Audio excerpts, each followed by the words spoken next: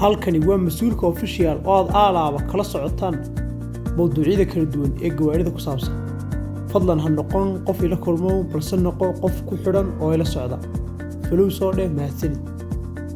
maanta waxaanu qaadan doonaa qayb aad u muhiim ah waa ushan ku xidhan speedka gaariga oo u baahan in loo maamulo si saxan oo sugan. haddii aad ka adkaato oo aad qaab wanaagsan u maamusho ushan speedka ku xidhan wax badan kuma dhibayaan. ushani waxay ka kooban tahay 1 iyo 2 ilaa 5 iyo mid gadaal damba ah. intaasi badanaa dadku waa wada yaqaan, balse ushani waxay qabataa shaqo kale oo aad u muhiim ah.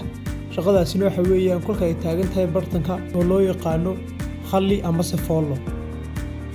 isla xaaladda uu gaarigu yahay khalli ama sefoollo, haddii aanad haynin joojiyaha lugta amase aanad u jiidin joojiyaha gacanta, halis waa aad ku sugan tahay.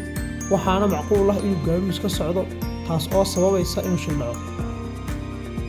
kolka aad doonayso inaad ogaato inuu gaarigu khalli yahay amase inuu speed leeyahay, waa inaad usha labada dhinac u dhaqaajisaa.